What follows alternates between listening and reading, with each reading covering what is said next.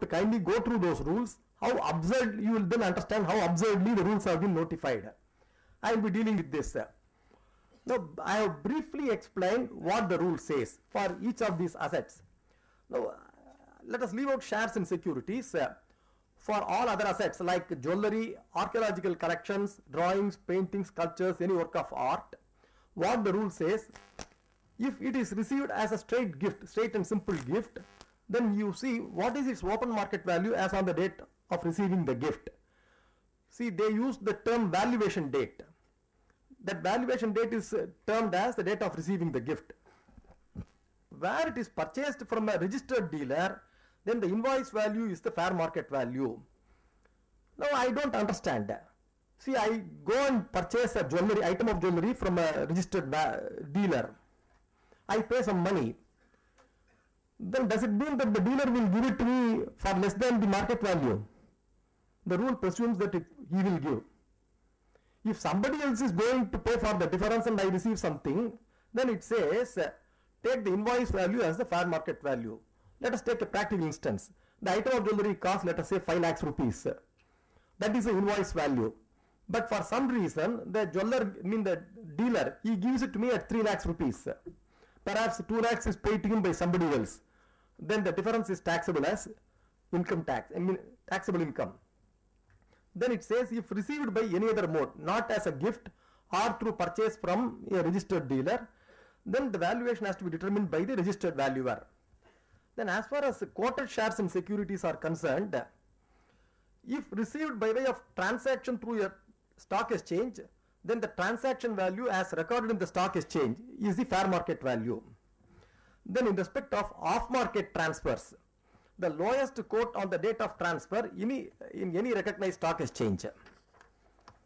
And if there is no quote available on date of transfer, the lowest of quote on a date immediately preceding the date of transfer. In another 5 minutes I will wind up to give time for discussions. Then FMV of unquoted shares. Here the method prescribed is almost the same as what it was in earlier wealth tax rules. You have to take the book values of the assets. But when you go through the asset side, of course, the balance sheet as per the present format, not as per the revised Schedule 6 format. If you take the balance sheet, there you have to eliminate certain items as assets like amount appearing as advance tax and TDS. That should be excluded. It is not an asset. Then liabilities also, you can take all liabilities other than this item, that is paid up equity share capital, proposed dividend, reserves and surplus. Then income tax provision in excess of the book profits. See that they want to create complications at each and every stage. They don't say that you simply take the entire provision as reserves. In excess of the book profits, it should not be excluded. Then provisions for contingencies and actual contingent liabilities. Then FMV of other unquoted shares and securities shall be the open market price to be determined on the basis of a valuation report from a merchant banker or a chartered accountant. So there again we have been given some role to play. Then one interesting thing which I found on a very detailed analysis was, see, in the list of assets which are subject to this rigor of taxation, bullion is also included. See, bullion is treated as a separate asset class other than from jewelry. But no rule for valuation of the bullion has been prescribed. So does it mean that whenever any bullion is gifted, it will not be liable to this tax because the computation mechanism fails, or we cannot take it for granted, we have to at least offer the market price which is available and we have to offer it as income? No one knows. That's why I said this is what first loophole.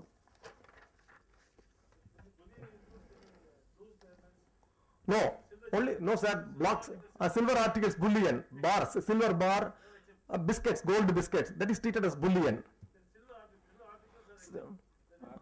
Yes, silver articles are exempt. Yes, they are not taken precious stones. Then tax implication, but sir, the definition of jewelry is the same as in section 214. You will have to see that. I don't want to speculate. Then tax implications for gifts of shares and securities.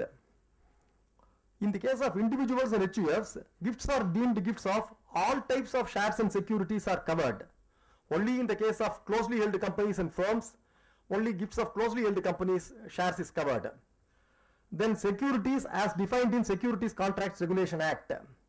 See, it will include all types of shares. That is, whether the share is a preference share or a share without voting rights or differential voting rights, all types of shares are covered. But unfortunately, other than equity shares with full voting rights, no rules have been prescribed for other shares. They have to be valued based on the report from a merchant banker or a chartered accountant. Then it will include all convertible securities like bonds, debentures, mutual fund units, and derivative instruments, right entitlements, warrants, etc. Because all of them fall within the definition of securities in Securities Contracts Regulation Act. Then the one issue which arises is, in the context of section 56(2)(7)(a), they have used the word shares of closely held companies. The issue is whether this will include those convertible debentures which are fully convertible into equity shares. See, fortunately, we have two decisions, one of the Rajasthan High Court and another of the Karnataka High Court, where they have clearly held that until the date of conversion, they are only debentures, they cannot be treated as shares. So they will not be hit. Then another issue which arises is, supposing a closely held company, they issue bonus shares or right shares to another closely held company, which is holding shares in the former company. Will it trigger section 56(2)(7)(a)? According to me, it will not, because it is not a transfer. Issue of bonus shares is said to be not a transfer. Issue of right shares also, already he was having a right in the company. It only gets translated in terms of specific scripts. Then what about redemption of preference shares or other instruments? Redemption of preference shares has been held to be a transfer in the case of Anarkali Sarabhai's case by the Supreme Court. So if any, on redemption of preference shares, if the shares of another closely held company is given, will it trigger 56(2)(7)(a)? Yes, it can. Then another this provision is going to create hell a lot of problem in this area of international taxation. Let us assume there is an Indian company which is a closely held company, and there is another foreign company which is related to this Indian company, that is also foreign company. All foreign companies are hit by section 56(2)(7)(a). I have already explained. These are associated enterprises. Now this Indian company, it transfers shares of another closely held company to its associate enterprise. Or alternatively, two foreign companies, they are transferring shares of a closely held Indian company among themselves. These transfers are happening, and this transfer gives rise to capital gains tax. Definitely transfer pricing provisions will apply because they are associated enterprises and the transaction is an international transaction. That is agreed. Now, how to determine the arm's length price of these transactions? Whether that should be done in accordance with generally accepted principles of valuation, or it should be done with reference to section 56(2)(7)(a). Because section 56(2)(7)(a) gives a specific mode of valuation, determination of fair market value. You do only by the book value method, breakup value method. There is no answer. For that purpose only, I have cited one decision of the AAR in the case of Canoro Resources Limited. In that case, what happens was, a foreign partnership firm, they contributed assets as capital. I mean, foreign company, they contributed assets as capital to a partnership firm. It was an oil company case. And there, they contended that they should be subjected to tax only in accordance with section 45(3), and transfer pricing regulation should not be applied to their case. Then the AAR, they held that there are two provisions which are applicable to the same transaction. Here, transfer pricing is specifically applicable to foreign companies, so it will override the general provision section 45(3). That is how they held.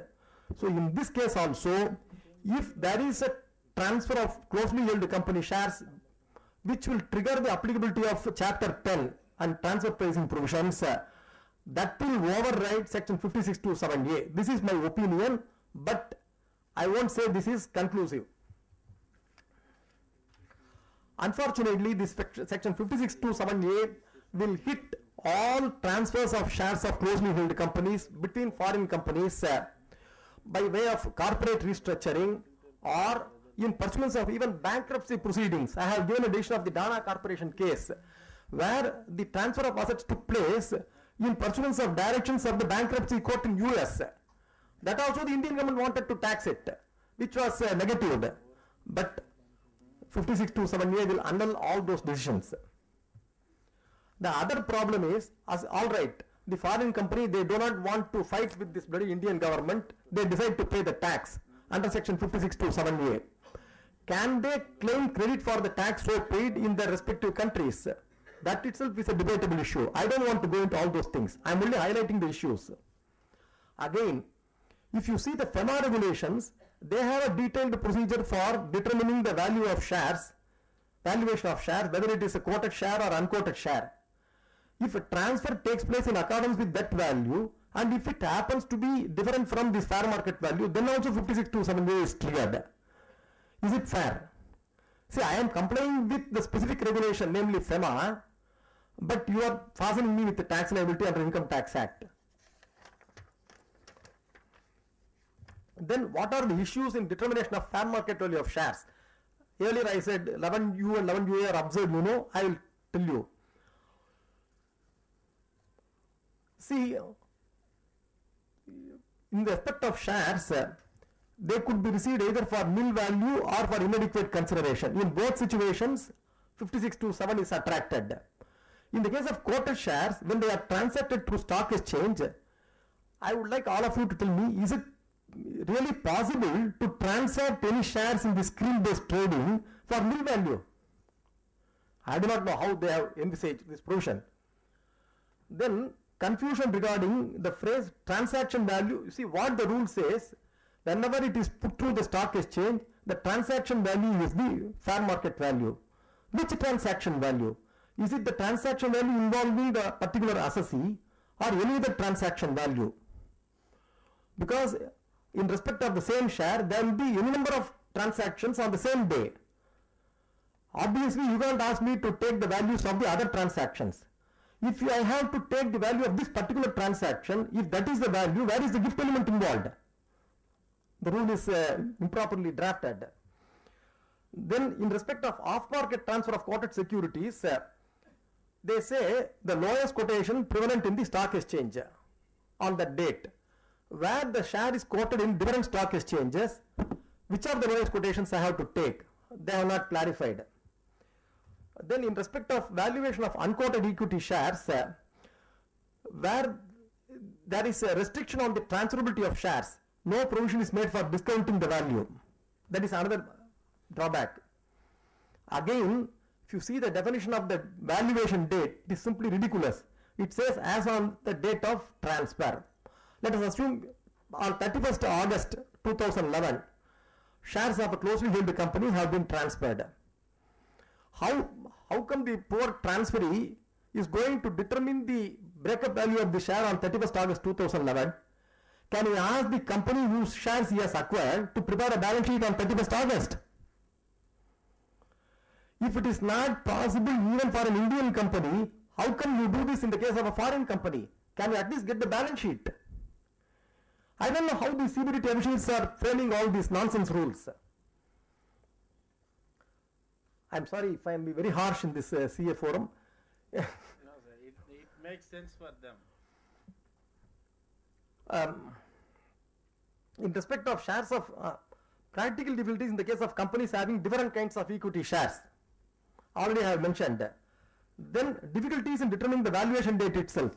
See, if you see the litigation under the Companies Act, there will be so many disputes involving on what date the share was transferred. Is it the date of the share transfer form or the date on which it has been registered in the books of the company?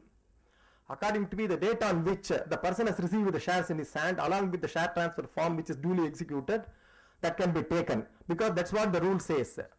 Then I will just deal with the issues which are common to all assessees. See, once an asset is received for nil or inadequate consideration and it is subjected to tax under section 5627 or whatever it is, then if the asset happens to be an immovable property, its stamp value, or if any other asset, its fair market value, it is allowed to be treated as cost of acquisition in the hands of the transferee for all subsequent transfers of the same asset for computing capital gains. This is provided in section 49(4). Then TDS obligation under section 195. See, earlier I was giving you an illustration of an employer giving a substantial amount to the family members. We face this problem. See, there was only one daughter. That employee was deceased. The daughter was pursuing higher education in a foreign country. She was in distress. She had to pay the fees. It was something around 5 lakhs or 6 lakhs. The company wanted to give. Then they asked me, can you give it? Yes sir, you can give, but you have to recover TDS under section 195. See, it is taxable. It is income chargeable to tax in the hands of the daughter. And she is a non-resident. Section 195 comes into play. What the poor employer will do? Same thing will happen even if shares are transferred to foreign companies and if it results in some benefit to them. All highly complicated situations. Then already I have discussed about the difficulties in obtaining tax credit, because it may not be, this type of income will not be taxable in their home country. If it is not taxable, how they will obtain credit for this tax suffered? Then another issue is, see, if any such transfer takes place in pursuance of a family agreement, then the jurisdiction of section 56(2)(7) or 7A should be totally out, because it has been held at several levels up to the Supreme Court that family agreement is not a transfer. So when there is no transfer at all, how can there be a tax? So this is the only thing which they have left out in the entire 56(2)(7). I am hoping that they will not tamper with that. The inadequacy of consideration to be reckoned with reference to each transfer of assets. That's why I have said, while doing so, if the consideration is more than the FMV for any asset, it will result in a negative figure. Do you get my point? Assuming on one instance a share is transferred for, let us say, 5 lakhs rupees, but the fair market value as on the date is only 4 lakhs. So what is the difference? 1 lakh minus. In another instance, the share is transferred for 4 lakhs, fair market value is 6 lakhs. The difference is 2 lakhs. Now what is the gift? Is it 2 lakhs or 1 lakh? That is 2 lakhs in the subsequent transfer and minus 1 lakh in the first transfer. Which I should take? No clarity. Then alright, I am reconciled that I have to pay tax on this.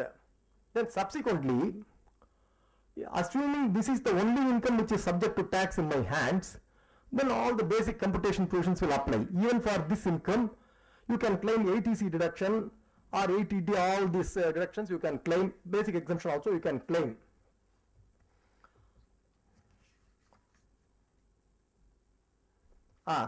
See, I only touch on these practical difficulties. Assuming you are subject to scrutiny assessment. See, there are so many assessees for whom maintenance of books of accounts is not compulsory under section 44AA. If they are having income from other sources only, they need not maintain books of accounts. But unfortunately, they will not have any records at all regarding various credits in their bank accounts. Many of those credits will be exempt items, for instance, dividend receipts, which are exempt from tax, but they will not maintain the sufficient documentary evidence for the dividends received. During the scrutiny assessment, the assessing officer asks you to explain each and every credit in the bank passbook. If I am unable to explain, he can easily invoke section 56(2)(7) and subject all those exempt items to tax.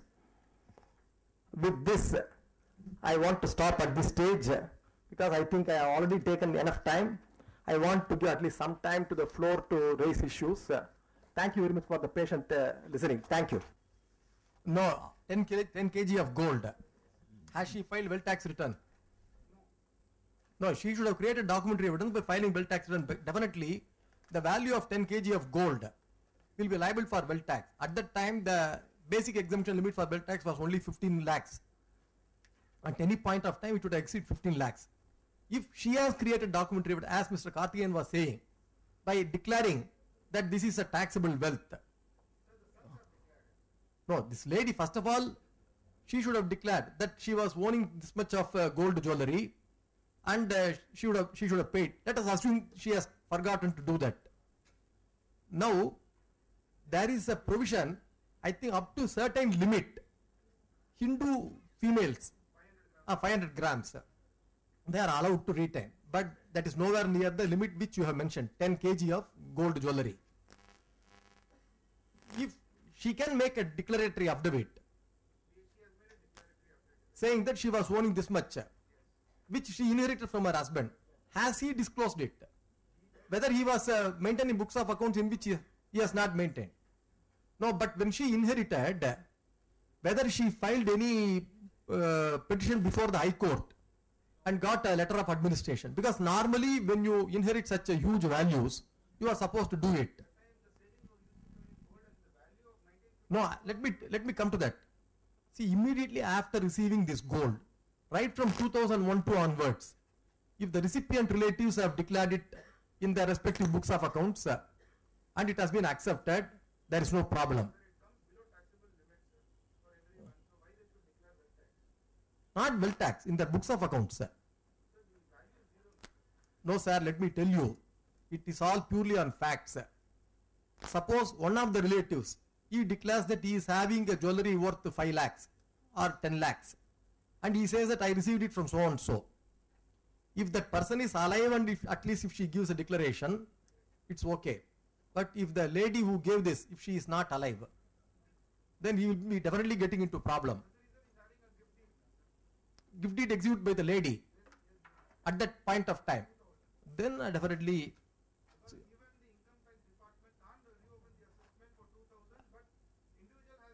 Yes, definitely.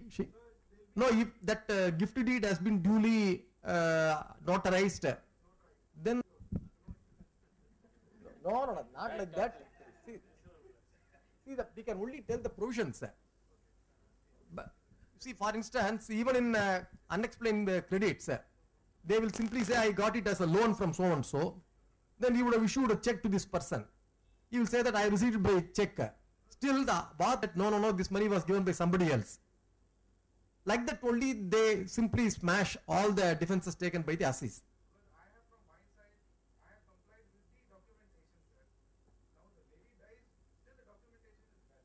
Agreed, sir. That's what I said. But if you bet on it for substantial quantities, then you may get into problem. Because if you say 100 kg, what each person receives may be more than 1 kg. Then why you have not declared it for wealth tax purposes? No, that's what I am saying. As long as it is less than 5 lakhs or 10 lakhs. No, if the person is having 1 kg or 2 kgs like that, it may exceed the 15 lakhs limit. That's what we have to see. Huh? ETF now only it comes. Now only. See, whenever any assets are received through ETF account, there is a trail available. We can easily explain it. There is no problem. Only when you claim that physical gold. 500 grams limit for jewelry physically held. Yes. Whereas if you receive it through ETF units of gold, then the trail is available. Who has transferred it, the trail is available. You can easily prove it. Search. I agree. But when you file the wealth tax return and if you are unable to prove it, then no. See, all details can be called for. If I want to harass you, I can ask any number of questions and make your life miserable. Unfortunately, the assessing officers, they don't know the skill. They don't have the skill to unravel these mysteries. Yes. Yes. Yes. No, for the individual only, not any family member. Assuming a person says, I received 10 lakhs rupees on the occasion of my marriage, then only it is exempt. If the father says that I received so much money on the occasion of my sister's marriage, it will not be accepted.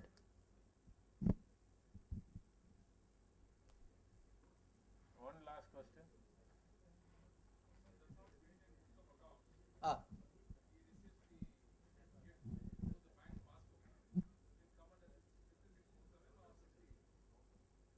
No, he receives the money through bank account. Then first of all we have to see what explanation he gives for the credit in the bank passbook. He can explain the transaction either as a loan or as a gift. If he explains it as a loan, but still the department is able to prove that that explanation is not satisfactory, then it will go under section 68. Okay, then again 69A is there, unexplained investment is there. See, it will come under the category of unexplained investment. No sir, credit in the bank account it is an investment. Agreed sir, that's what I am saying. He receives the money and it has come into the bank account. Bank balance also is an asset and it's an investment. Okay, so it will go under the category of unexplained investment.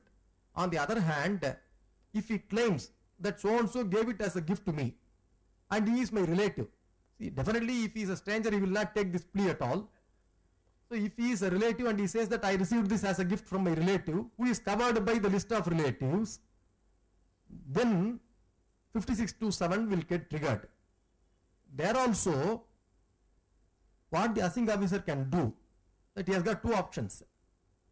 Either he uses 5627 or he uses section 68 or 69A. Because under 69A means it becomes unexplained, means the intention of concealment is there. If I am able to prove that this relative could not have given this much of gift, then I can say that it is an unexplained investment and fasten you with all the other proceedings also.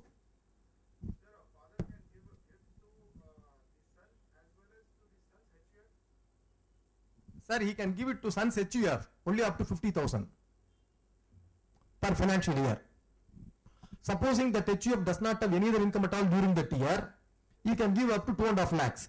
Or if you add 1,20,000 rupees, 80C or 80 CCF whatever it is, so 120 plus 190 plus 50,000, 310 plus 50, 360, that's all. Still it is worth it. Every year you can give 3.6 lakhs to the HUF and build up the file. Yes. Thank you, sir. And for those who are watching this through the webcasting, I wish to once again inform that the CPE credit for the unstructured learning has to be given through a self-declaration form, and it is for you to give that and fill it and submit it to the SARC office. And this registration for the remaining 4 days is still open, and you can also bring your members, and at the last day of being Saturday it is going to be a 6-hour structured CPE for those who are watching through the unstructured CPE.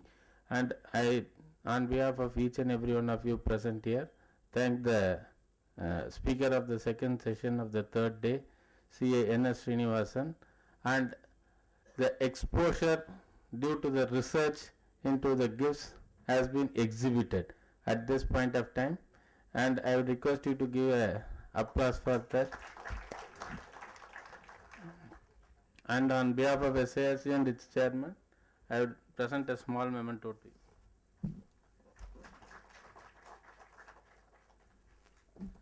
Thank you, and the session continues tomorrow at 5:30 p.m. Thank you.